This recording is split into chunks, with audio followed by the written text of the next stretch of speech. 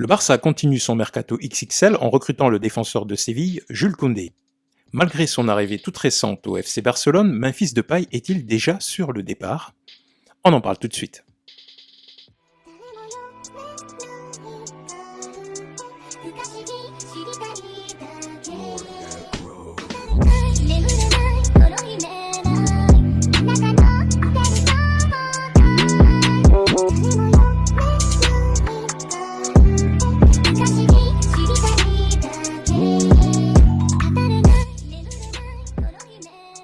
Bonjour à tous, bienvenue sur Barça Today.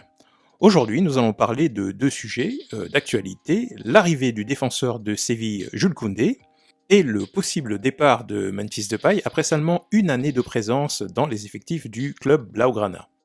Alors, premier sujet, Jules Koundé.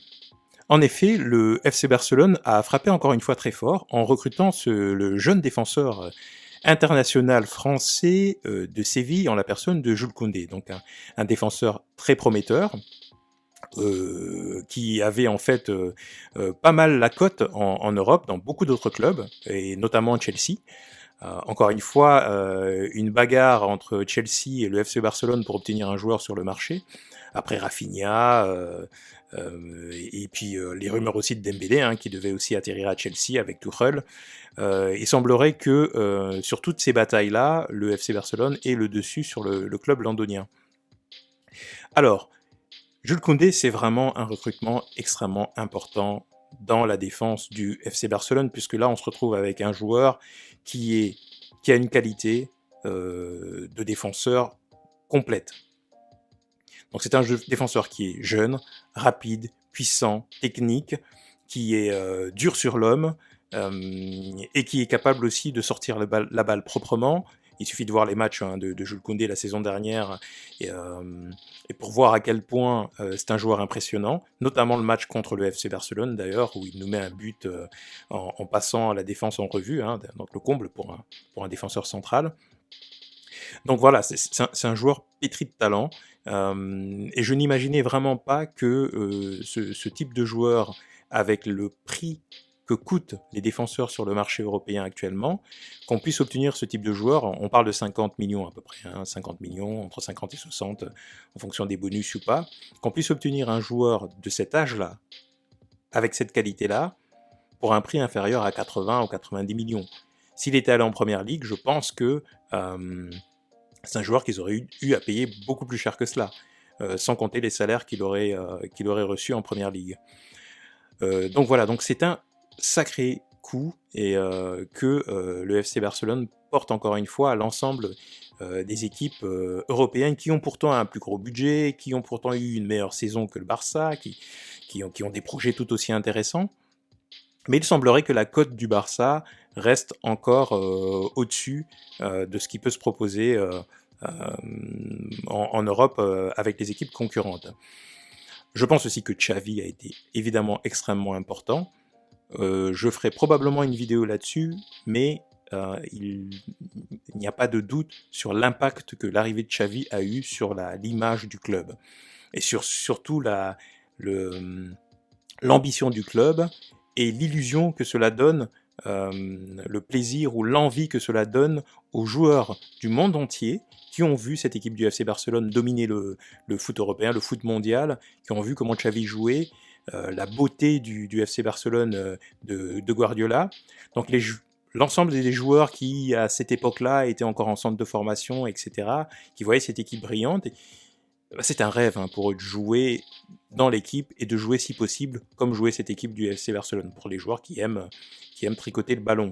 Et c'est le cas de Jules Koundé en fait, malgré sa stature, malgré son côté un petit peu extrêmement costaud, il faut le dire, c'est ce qu'on voit chez lui, c'est un joueur trapu, musclé, c'est un peu le pendant de Araujo. Je pense que quand on imagine une défense centrale Koundé, Araujo, c'est plus une défense, c'est un mur, je sais pas moi, c'est une barrière, ils seront très très difficiles à passer. Et je pense que c'est ce que veut Xavi, et c'est ce que veulent aussi la plupart des, euh, des suiveurs du FC Barcelone. Pourquoi? Parce que la défense a effectivement toujours été un des points faibles depuis 5-6 ans. C'est très très difficile de finir un match sans encaisser de but. Dès qu'il y a des joueurs un peu rapides en face et qu'on met les ballons derrière les lignes, qu'il faut refaire courir en marche arrière 60 mètres. Là, on a un Piqué qui est à la peine, un Busquets qui n'existe plus. Eric Garcia est encore un peu léger pour le moment, notamment quand il y a un duel physique. Enfin bref, on s'est pris énormément de buts dans ces conditions-là. Là, ce ne sera plus le cas. Avec ces deux joueurs-là, on a vu la vitesse d'Araujo derrière, vis-à-vis de Rudiger, par exemple. Enfin, on a vu que c'était pas... là, on a des joueurs qui sont des vrais athlètes physiquement et qui en plus ont cette intelligence et cette philosophie du FC Barcelone. Un petit peu plus pour Koundé encore que pour Araujo qui doit progresser dans la sortie de balle, dans la relance, etc. Koundé, c'est déjà le cas, c'est un de ses points forts. Et c'est pour cela que Xavi est parti le chercher. Donc voilà, donc on est assez bluffé en fait, réellement de l'arrivée de ce joueur. Je ne pensais pas que le club, que Alemany allait être capable d'apporter autant de joueurs de qualité. Alors, moi la question que je me pose, et je vous la pose aussi, est-ce qu'on ne va pas perdre un petit peu quand même avec une charnière aussi costaude, est-ce qu'on ne va pas perdre un peu de cette finesse que l'on avait avec les Mascherano, avec les Puyol, avec les Piqué dans sa meilleure époque, euh, les Dani Alves, etc. Est-ce qu'on ne va pas perdre un petit peu en cette capacité, entre guillemets, à comprendre le jeu du FC Barcelone et à distiller des ballons comme ça, casser les lignes, avoir des défenseurs qui sont capables de relancer quasiment aussi bien que des milieux de terrain. Ça, c'est quelque chose que Xavi va devoir travailler. Il va devoir y mettre beaucoup de temps, je pense, parce que certes, c'est bien de défendre, mais la philosophie du Barça, c'est quand même toujours de marquer un but de plus que l'adversaire. Donc c'est d'être extrêmement porté vers l'avant, hein, d'être très très offensif.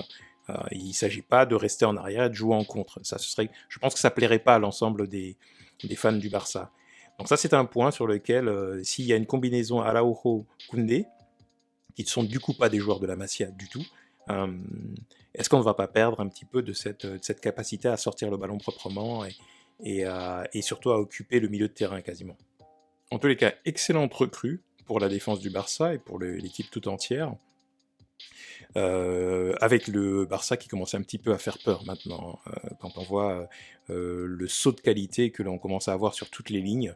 Je pense que l'ensemble de l'Europe va commencer à trembler.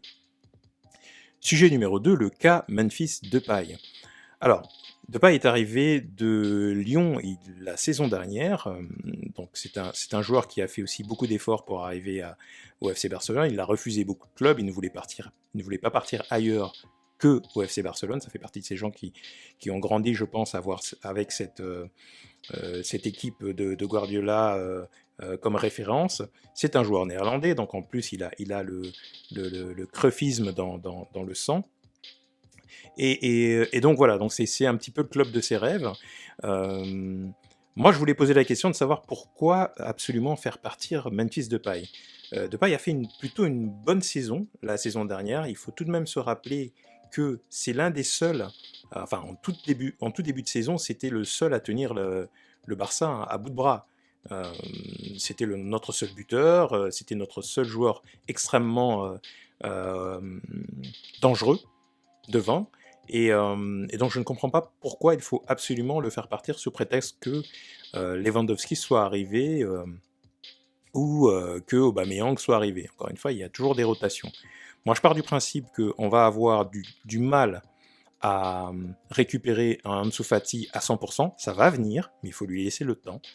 Ansu Fati ne marquera pas 20 buts, 30 buts dès sa première saison. Ça viendra, je suis persuadé que ce sera un joueur extrêmement prolifique, mais ça va prendre du temps. Lewandowski, ça va lui prendre du temps à s'adapter. Il ne faut pas s'attendre à ce qu'il marque le même nombre de buts qu'au Bayern dès les 2 premiers mois. C'était un nouvel environnement, ce sont des nouveaux coéquipiers, il faut se connaître. Au Bayern, il y était depuis un certain nombre d'années. Il se connaissait par cœur tous les mouvements avec Müller. Enfin, tout était parfaitement huilé. Ce n'est pas le cas, ça va prendre un petit peu de temps et c'est tout à fait normal. Donc il y a Aubameyang qui met quelques buts et on espère que les ailiers aussi, mais il ne faut pas oublier que ni Dembélé ni Rafinha, jusqu'à maintenant, ne sont des gros buteurs. On va leur demander ça, il y a une vraie exigence du point de vue de Xavi, et ça on le sait, il l'a dit, il l'a demandé à Dembélé et à Rafinha aussi, il va falloir marquer beaucoup plus de buts, et donc voilà, donc on compte quand même sur cette ligne d'attaque de devant, et surtout sur les numéros 9, pour marquer des buts. Et Depay l'a fait la saison dernière, il en a à 13 buts, je pense, 2 passes décisives, c'est quelqu'un qui marque quand même beaucoup de buts. Je pense que, et il a été blessé une bonne période de la saison, c'est quelqu'un qui, s'il est présent, et on le voit avec le Pays-Bas, il a un ratio important, s'il est présent, il vous met les 15-20 buts par saison, et on ne peut pas se passer de ça. On ne peut pas se dire, tiens, ça y est, on a recruté pléthore d'attaquants, et on va rattraper le nombre de buts. C'est pas vrai. C'est un joueur qui est en forme, et quand il est sur le terrain, on voit très bien ce qu'il apporte à l'attaque. Dos au but, il est redoutable, il se crée beaucoup d'occasions, il sait tout faire hein, devant, hein, sur le côté, en numéro 9, etc. Quand l'équipe est bien organisée, bien en place, bah, c'est un joueur qui rentre parfaitement dans le style de jeu.